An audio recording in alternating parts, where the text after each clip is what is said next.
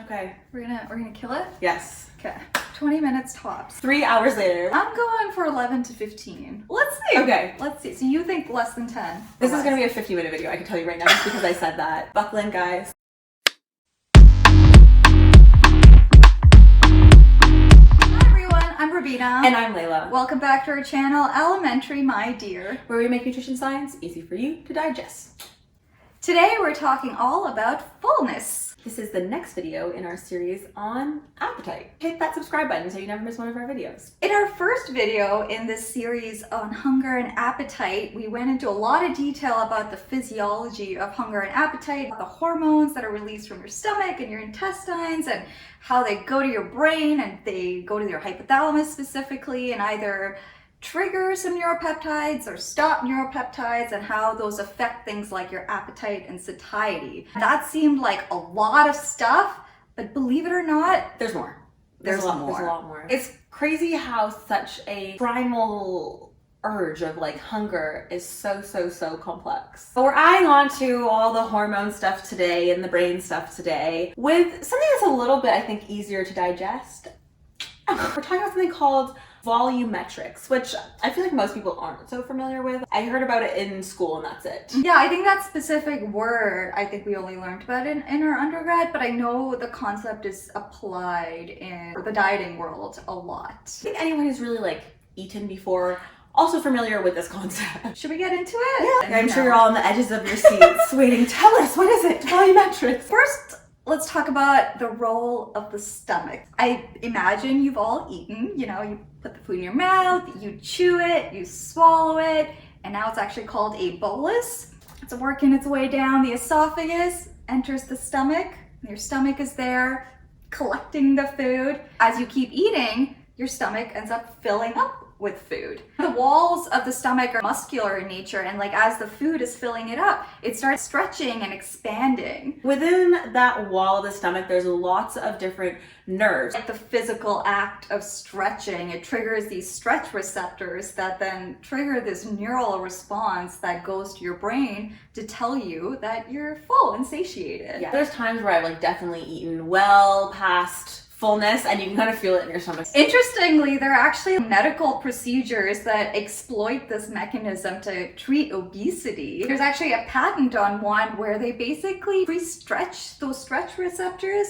to kind of bias them into thinking that the stomach is full earlier than when they normally would send that signal. But the thought is that if you already think that you're kind of full, that you'll stop eating sooner than you would if you hadn't gone through that procedure. That's not a super new concept. This is something that the weight loss industry has been exploiting for a very long time. There's something called a gastric bypass surgery and also gastric band surgery, where they shrink the size of your stomach, which means that it takes less food to stretch out your stomach and send those fullness cues. This mechanism is very powerful. And this element of, the stretch receptors in your stomach telling you that you're full, we've known about this for a long time.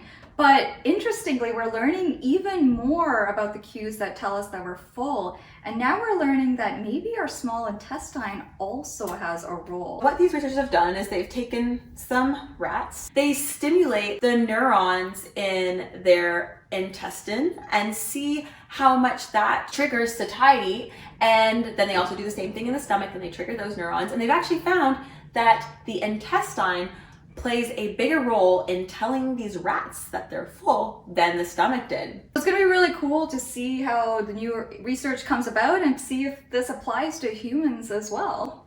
Though the thing is if we do find that to be true, what's the implication? impact? Other than like some weight loss company being instead of a gastric band, we are doing a intestinal band. I mean, I think it's just cool for me because considering how intimate our bodies are to our life experience, like we still know so little 100%, about it. yeah. And like you said, like something like eating, it's the most primal and most basic thing that we do. And the idea that there's still more to learn about all this stuff, like it's kind of cool. From a science perspective, very cool. From like an application perspective, I mean, yeah. But that's a lot of things in nutrition science. I feel like I get so excited about things and people are like, okay.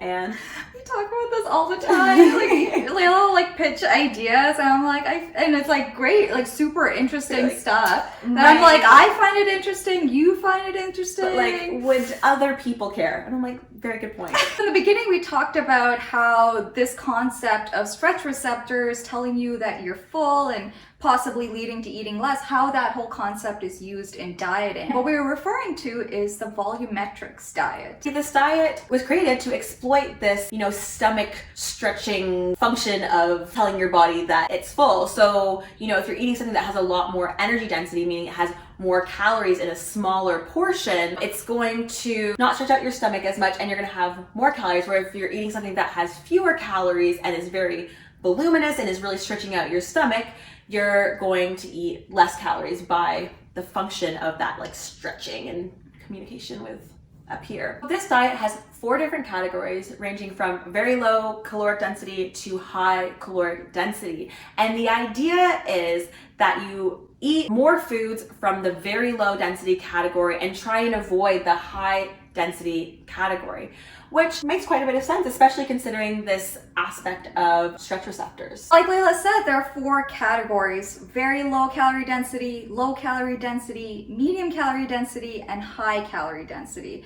And things in the very low calorie density would be things like fruits and vegetables, and the high calorie density would be things like chips and donuts and cookies. The idea of that particular volumetrics diet is encouraging people to eat more from the very low calorie density category. And I think, just based on the examples that we gave, it's quite possible that you could end up eating a more nutrient-dense diet if you were to adopt this eating pattern, just because you would be prioritizing more fruits and vegetables. But there are a huge but. Sir Mix-a-Lot would love this but. There are limitations to this approach, and you might actually be doing a disservice to yourself if you were to fully embrace this approach. We talked about the chips and the candy that are in the high density category, but also all nuts, nut butters, a lot of different meats, some cheeses. The avocado is like the medium, I think, but it's like choose less often. And those are all such important sources of nutrients. Even dairy there's no real dairy in the like low category. They're all like medium to very high. And those are also such important nutrients, especially for people in North America. Dairy is like an important source of vitamin D and calcium. Even fatty fish is in the like medium category, which you're supposed to like steer clear of. Like good quality proteins are in between the medium and high calorie density as well.